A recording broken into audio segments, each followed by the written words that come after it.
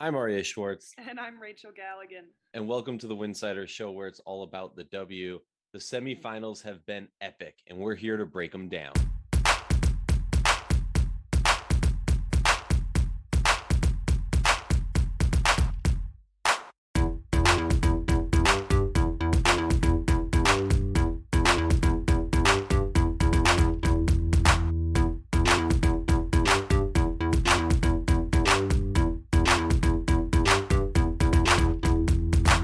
If you like our show, please consider joining our Patreon community, patreon.com/Winsidr. For less than a cup of coffee a month, you can directly show support for the hard work we do covering the W. And don't forget to see our amazing staff's written content over at winsidr.com. That's winsidr.com. If you're looking to get tickets for the WNBA playoffs, we're in the semifinals, but there's still more games to go. Thanks to our sponsor, TickPick, you don't have to worry. The original no-fee ticketing site and official ticketing partner of the defending WNBA champion, Chicago Sky. Use the link tickpick.com/Winsidr for all your upcoming ticket purchases for the WNBA, NFL, NBA, or any other event. That's tickpick.com/Winsidr. Did you miss us? It's great to be back from traveling just in time for all the craziness of the WNBA semifinals. So we're still in the wake of an epic Game 3 in Seattle between Seattle and Vegas, and just a few hours away from Game 4 tip-off for both series. But since it's been a little bit, Rachel, I'm going to give you a quick moment, recap us on Games 1 and 2 of Chicago versus the Sun and the Aces versus the Storm. Hi. Glad to have you back. I see that you came back with a nice mustache. You still have it? It'll be gone by tip-off, don't worry. Okay. Here we are. This is getting pretty intense here in terms of Chicago and Sun. Sun were able to pull out that first win. They were able to muck it up, make it messy, make it ugly. Just kind of played that bully ball that we've become so accustomed to. Game 2, Chicago was prepared. They weren't on their heels as much and pretty much took control of that game with Connecticut trying to make a late run. And then obviously Game 3, Chicago, it was not a pretty basketball game. We'll get into Game 3. This is just for Games 1 and 2, Rachel. Oh, this Talk to is me. Game 1 too. Okay, I'm sorry. No, you're fine. You're fine. Seattle and Las Vegas. Game 1, Seattle came out completely on fire.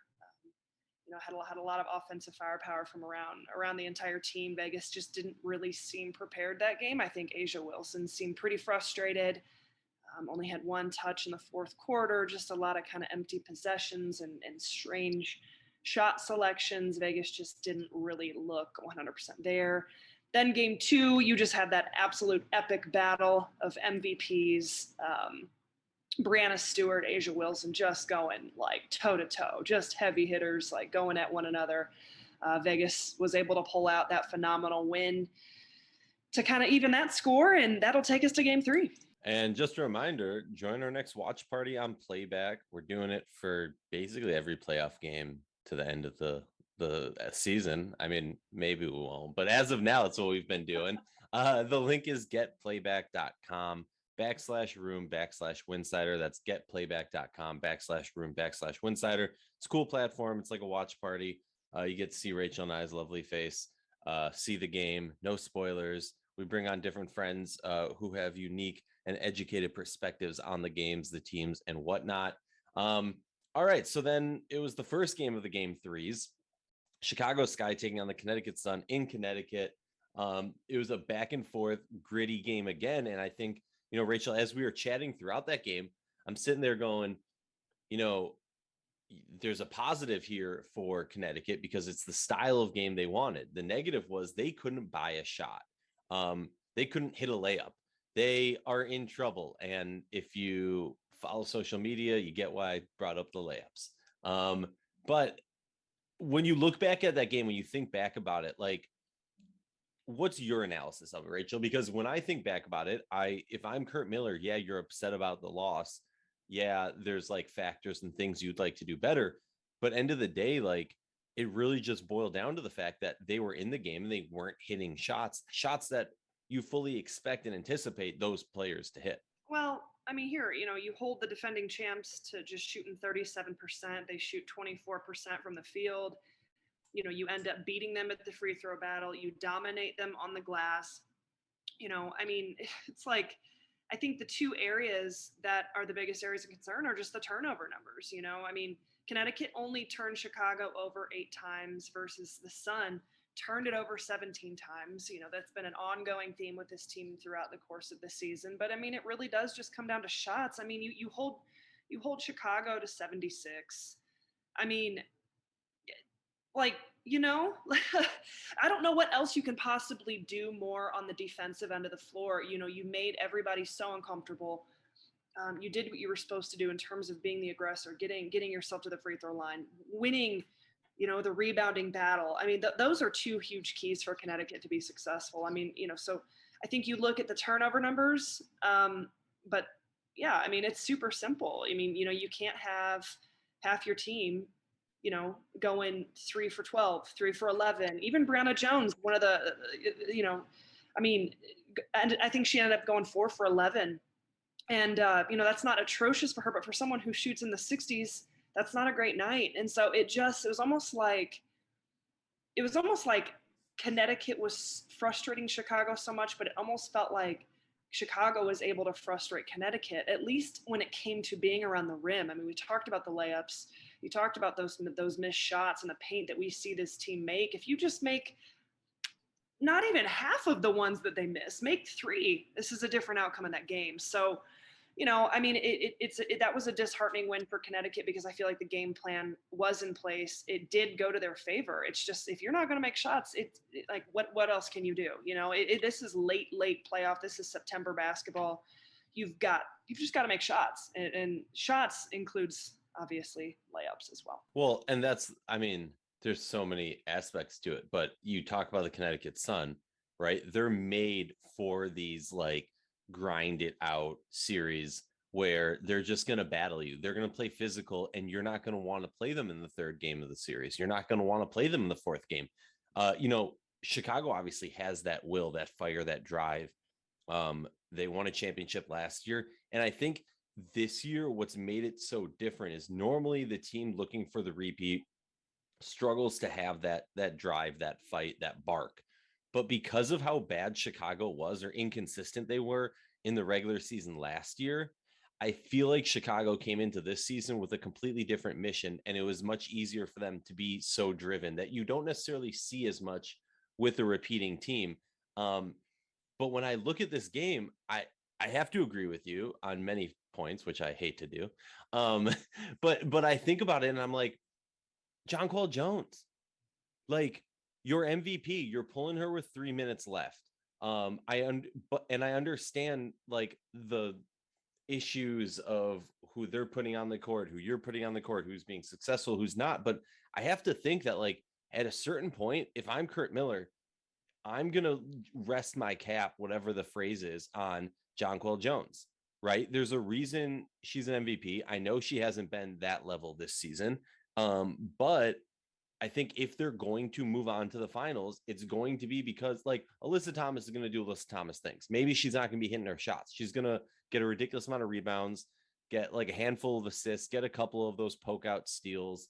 But at the end of the day, if they cannot find a way to, in the same way that we look at Seattle and say you need to run the ball through Brianna Stewart, in the same way we say Vegas, you need to run the ball through A'ja Wilson, or Chicago through Candace Parker, or whoever it is, the Houston Comets through Cynthia Cooper, like, whoever it is, that is their player. The question for Connecticut throughout all their years of being successful in playoff runs has been, who is going to be that player who kind of puts the team on their back? And I know Alyssa Thomas can do that in ways, but I feel like in playoff series, Alyssa Thomas's style of play isn't as productive for getting the W as a great like Jonquel Jones is. Maybe I'm crazy. I don't know. No, it just feels like it's by committee, a little bit with Connecticut. It could be anyone's night, any given night. It's kind of the approach. And again, I feel like this is the most disconnected I felt from understanding a team a Connecticut Sun team in years. There's just something, and I could say the same thing about Chicago, not disconnected, but just still, there's something I can't quite figure out about this team. But when it comes to Connecticut, I certainly feel that way. You just have to question. I don't know that, do you have to have someone like a Brianna Stewart or an Asia Wilson to go all the way? I mean, we could argue Chicago doesn't necessarily have that. Now, everyone will kill me for Candace Parker. Yes, Candace Parker is that jack of all trades, leader on the court, floor general. She can do a little bit of everything, but I'm just talking about like that MVP superstar caliber player. There's two in the league right now. It's Asia Wilson, it's Brianna Stewart. Obviously Chicago has Candace Parker, that the intangible she brings to that team, combined with Courtney Vandersloot, and the rest of their talented roster, is not to be, and I'm not taking anything away from that. I just feel like when it comes to Connecticut, there's not that clear person to run the ball through, like, and I know you're saying that it should be Jonquel Jones. I just don't know if that's the case, at least this season. I mean, we've talked about from time and time again, who are you going to throw the ball to late in the game, 5 minutes left? This franchise has showed time and time again, they're not necessarily going to do that with Jonquel Jones. So I think it's more of a just by committee, and I think a lot of times, you got Dewana Bonner, she's going 4 for 14. Alyssa Thomas, 3 for 12. Jonquel Jones, 3 for 10. I mean, Brianna Jones, I think if you can establish an inside presence one way or another, from Jonquel Jones, Alyssa Thomas to Brianna Jones, you have to have 2 or 3 hitting on all cylinders to be able to be successful, in my opinion. Yeah, I mean, the only thing that I'll push back against that is, while I agree, I'll say that I feel like the issue with this Connecticut team by playing by committee is the issue I've had with them throughout this whole season is their inability to find the hot hand. They're so focused on that committee aspect that, like, when Jonquel starts heating up, it's not a consistent, concentrated effort to feed her over and over and over. It's, we're still going through the rotation of the offense and somebody else is going to take a shot. And I've never played elite basketball like you, Rachel, but in my mind, if Rachel's hitting, 4 shots in a row and she's feeling it and then doesn't touch the ball for the next 5 minutes, it kind of kills that burn. 100%. And I think we all can agree, and I'm not saying this is what I would do or what I would think they should do. This is just what I see. This is just kind of the genetic makeup of what this team is this year. Is it's by committee. I would be curious, coming out tonight, this is a do or die game for Connecticut. Where is the concerted effort going to be? Is it going to be, we've got to get Jonquel Jones more touches, and does she need to be more established late in the game? I'm not sure, because again, at the same point, their game plan was highly effective. It won them game 1. It arguably should have won them game 3 had they just made a couple easy shots. So do you go away from that, or do you decide that your shot selection has to be honed in a different way? I think a lot to be unpacked and determined here with Connecticut specifically. We could question whether it works or whatever that might mean. But obviously, do or die game tonight, to be able to take this to game 5 back in Chicago. I'm excited for it. We'll do pick 'em at the end. Aces Storm game 3. What an epic matchup. The Twitter world has been ablaze. Somehow I pissed off a bunch of people. I'm still like, I don't understand how, why, or what. We don't need to get into that. What we need to talk about is we are watching the 2 best basketball players in the world face off, leading their teams in a battle. 2 completely different recipes. We're talking about a stacked, deep team of vets who know what they're supposed to do and what they can do on Seattle. Brianna Stewart has been lighting it up. Even in a game last game where she struggled offensively to score, she still ended up with a nice amount of points, filled up the stat sheet in a variety of other ways. And it's truly come down to the X factor. We've talked about this all season. Like, I don't care about Tina Charles. Sorry. Like, yeah, she misses the free throws and costs them the game. That's a different topic. What I'm talking about is Sue Bird is going to do Sue Bird things. She's going to facilitate and run the offense. And heck, this might be her last game of her career. And what we've seen throughout this playoffs with her is she's ready for the moment. She's going to hit big shots, even though she's struggled to score at points this season. But it really comes down to Jewell Loyd. Is Jewell Loyd going to be that number 2 or heck number 1 offensive threat for Seattle? If they don't have her, who else can step up to fill that role? Because right now it's been, Breanna Stewart offensively versus the rest of the Las Vegas Aces. And then the Las Vegas side, the completely different makeup where there is no depth. It's A'ja Wilson, but like she has her Batman and Rob. I mean, I don't even know if that's the right term because this is a stacked team, right? Like we literally have Chelsea Gray, arguably the best point guard in the league right now. We have and who's shooting an insane percentage right now. She's on par. I last game might have screwed this up, but she's on par to set the WNBA playoff record for field goal percentage. Dupree had it at like 65 or 64.5, something like that. That's an insane stat for a point guard who so much of her shots are not near the basket, are contested. I mean, the level of defense that she's facing from Gabby Williams, Jewell Loyd, Breann January, and so on. Like this is underratedly one of my favorite storylines of the playoffs. And then you got Kelsey Plum and Jackie Young and A'ja Wilson, who are just, continue to do crazy things. Thoughts on them? No, what's crazy is just the Seattle Storm. They were able to come out and I would say had one of the most complete offensive games that we've seen from them. And at least in the second half of the season. I mean, you finished with 6 players in double figures. Breanna Stewart finished with a double-double, 20 and 15. Jewell Loyd, 17. Which, looking at the stat sheet, you're like, oh, that's great. I think the difference maker in that, she finishes 1 for 7 from the 3-point line. That hurts you because this is a team that just lives and dies. They don't live and die, but the 3 ball is so important for Seattle's level of success. So, down the stat sheet, Sue Bird, Stephanie Talbot's been playing really well. Even Magbagor ended up a perfect 4 for 4 for 10 points. So, I mean, from an offensive perspective, Seattle, they made that run. They come back. You've got 6 players in double figures. You end up scoring 98 points. Like, the issue is, in my opinion, now we don't have to we can, if you want, get into the specifics of how the game ended. I keep replaying it in my mind. But that was the most. You miss a couple free throws, but my point is, big picture here, they couldn't find a way to slow down Las Vegas. You know, like regardless, you score the amount of points that you score. It's your issues are not on the offensive end of the floor outside of your missed crucial free throws down the stretch. But how in the hell do you slow down Las Vegas? Well, so I'll say this, like my stance on that game is it was Vegas's to lose. And in a sense, they lost it, not in the records, but in a sense they lost it because the second half was such a drop off of the lead, the domination, and they allowed Seattle to crawl back into that game. There was places where I feel like timeouts should have been called. There was places where, and that's been the criticism of Becky throughout this season, right? Not the timeout specifically, but a little bit of letting the players kind of just flow and do what they want a little bit too much. And sometimes as the coach, you need to rail them in. I'm not hating on Becky. I think she's a top coach in this league.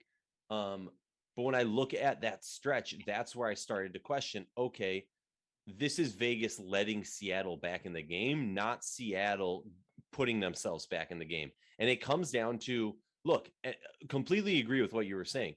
When I think back at the game right now, honestly, I think the thing that allowed Seattle back in the game was the crap offense from Vegas. It was a lot of early in the shot clock chuck ups, a lot of bad looks that it looked like they were going through the motions. It almost looked like a 3-quarter, like 5-on-5 game drill where they're like, okay, and Kelsey, when you get the ball up here, what are you going to do? She's like, oh, I'm going to shoot it. Okay, let's run into the next. Like, it didn't seem like they were playing a playoff basketball game. And that type of mentality will not only lose you playoff games, it will lose you series. And Seattle just was not able to capitalize on it. And I, as much as it does not pain me to say this, because I've been in the camp of Tina Charles if she's not coming off the bench for this team and being like a vet role player playing a very specific small role, then this team's going to be in trouble. But at the end of the day, Tina Charles, you hit 2 free throws, the game's over. Seattle pulls off that victory. And we're not talking about, is this Brianna Stewart's last game in Seattle's uniform? Is this Sue Bird's last game ever? Is this Breon January's last game ever? Like, there's a lot of question marks, a lot of storylines for this team. And I think we wouldn't necessarily be having those questions if it was just as easy as, heck, make one of the free throws. Or Ezzy, put your hands up. Like, what you doing? Rachel, as a former coach, as a former player in the post, Jackie Young gets the ball in the paint right in front of you. Are you keeping your hands down or are you putting them up? I mean, I'm not keeping them down.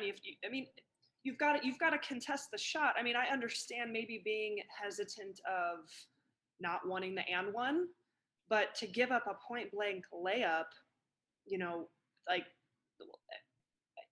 I think it was just literally a level of just like blanked out, not wanting to give up the and one, not accidentally bodying or hitting on the foul, instead of just hammering her and contesting the shot and making her earning it from the free throw line. Well, that's the thing. Like, I would think it's one of those, a brain fart is the only thing I can think of, like, where she's sitting there and she's thinking about the process of, and honestly, I put that on coach not preparing the player, and maybe this is wrong of me, so call me out on this. I put that on coach for not in the huddle before that play going, hey, if you're in the paint and somebody gets it, you don't let them shoot it, or you stand still, hands up like a practice dummy. Well, and being able to contest the shot without fouling, that's such an art form at any level, but especially in the WNBA and in late game situations, that's huge. I mean, we could break down the analytics of that play and even her being able to catch the ball where she did. I mean, good Lord, we could talk about the end of that game and literally until the end of time, because it was one of the most unbelievable endings. I mean, it truly makes you realize like anything is possible. I mean, I don't know that I've ever seen a WNBA game end in that manner, where it was like such an emotional roller coaster of, wow, like Sue Bird just sealed this game. And then, wow, okay, like the momentum shift of it like was unbelievable. But I think sometimes we can get so focused on those final intricacies, a couple plays here and there, and forget that there's 84 other possessions before that. Totally. Where Las Vegas comes out of halftime and they're a little bit flat. Las Vegas is able to jump out way early in this game and earn themselves a lead. Again, only an 8-point lead. We feel like they were up like 20. They weren't. It was only an 8-point lead. And Seattle just found their rhythm the second half. It was really a tale of just 2 halves. Seattle just a couple intricacies at the end. And honest to God, you play that game, you play that exact same last 3 minutes 10 times, who ends up winning that game? I think Seattle ends up winning 8 out of 10 times. What do you think? I would say minimum 7. Just like, look, the way all that goes down, it's what the multiverse, the whatever, like, yeah, end of the day, it doesn't always happen like that. All right, we could talk forever about this, but the game starts in 2 hours, 3 hours. So let's do a pick 'em. I'll let you do Chicago Sun first. I'm going Storm. I cannot believe it's going to be packed. It's going to be wild. It's going to be crazy. I just think we are in it for, like, no way Sue Bird goes out at home. I don't think so either. And I really think, to lose 2, Seattle has been so good at home all year, I think would be extremely shocking. And obviously the motivation is there. And selfishly, I wish this series would just go to like 15. I'm going Seattle too. Little note from Hunter Hames, our Seattle Storm beat writer. The last time the Storm lost back-to-back playoff games was in 2018 WNBA semifinals. Seattle rallied to win its next 4 to claim its 3rd of 4 WNBA championships. So keep that in mind. Fun fact. Okay. I'm torn here. With all of the, like, I fully expected both these series to go to 5. To fill you in, if you live under a rock, Kurt Miller was mic'd up for ESPN game and was caught on a hot mic moment saying something to the effect of, I'm going to lose my job because professional athletes professional basketball players can't make layups, something to that effect, whatever. It has been, besides my tweet, probably the most quoted thing on WNBA social media right now. So for me, with all the things that they've gone through, with everything, I feel like that might be the straw on the camel's back that kind of unravels it. Now, it very well could be on the flip side of that, the thing that, you know, brings them together, tightens them up. I kind of feel like Chicago seals it tonight. And I'm just going to lean into it. I've been back and forth on it. I'm just going to lean into it, and kind of force your hand to either agree with me or take the hot take. I think Connecticut's going to win. You know, they've been good at home. This team has they have found ways to rally together throughout the course of the season, and against any amount of adversity, this team finds a way.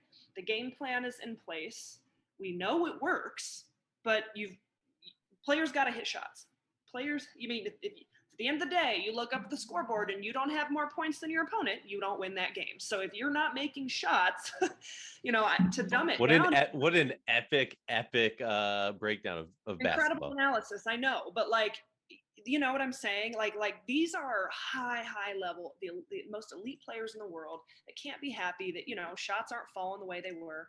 I would be shocked if it happened 2 nights in a row. If Connecticut can just focus in, they're still at home. This team has been good at home all year, or, you know, pretty solid at home all year. I just don't think they have any give up in them. You know, you talked earlier in the show about just that hunger and that willpower. Connecticut has it. I think that they're going to pull this one out tonight. They're going to push it to Game 5 back in Chicago. Love it. That's the take. That's us. We'll be back. We'll on the stream tonight. We'll have a podcast tomorrow or the day after or whatever, like reactionary. Hopefully, sorry if the audio on this episode's a little bit messed up. Our normal program is down, but hopefully they'll fix it and we'll be back. Rachel, thank you as always. Thank you.